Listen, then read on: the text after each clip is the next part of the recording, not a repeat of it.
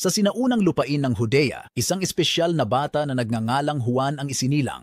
Ang kanyang kapanganakan ay isang himala dahil ang kanyang mga magulang na sina Zacarias at Elizabeth ay napakatanda na at hindi nagkaroon ng anak.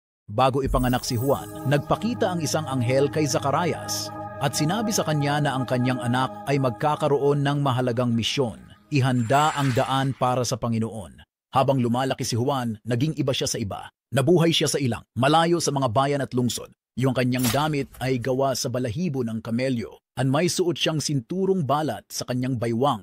Ang kanyang pagkain ay simple, mga balang at pulot-pukyutan na natagpuan niya sa disyerto. Nagsimula si Juan na mangaral sa mga tao sa ilang. Mayroon siyang makapangyarihang tinig na umuugong sa disyerto. Tinatawag ang mga tao na magsisi, na nangangahulugang talikuran ang paggawa ng masama at bumalik sa Diyos.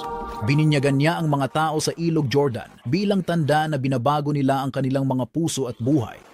Nasimula ang pag-usapan ng mga tao. Si Juan, hindi pa sila nakakita ng katulad niya noon. Inisip ang ilan na baka siya na ang espesyal na tagapagligtas, ang Mesyas, na ipinangako ng Diyos. Ngunit palaging sinasabi ni Juan, hindi ako ang Kristo, narito lang ako upang ihanda ang daan para sa Kanya. Isang araw, dumating mismo si Jesus sa Ilog Jordan kung saan nagbibinyag si Juan.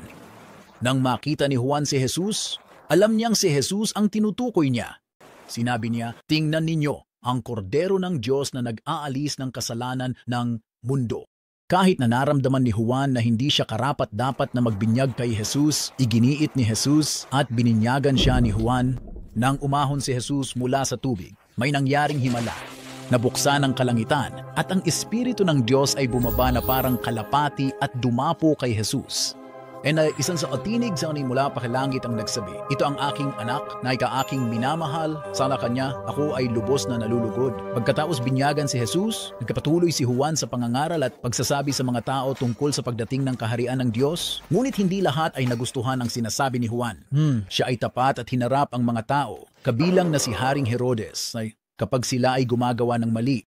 Dahil dito, napahamak si Juan at siya ay naaresto. Ang buhay ni Juan ay nagkaroon ng malungkot na wakas. Sa kahilingan ng anak ni Herodes na sinulsulan ng kanyang ina na si Herodias na hindi nagustuhan ng mga puna ni Juan, si Juan ay pinatay. Ang papel ni Juan sa Biblia ay nagtuturo sa atin tungkol sa kahalagahan ng pagiging matapang at pagsasabi ng katotohanan kahit na mahirap ito.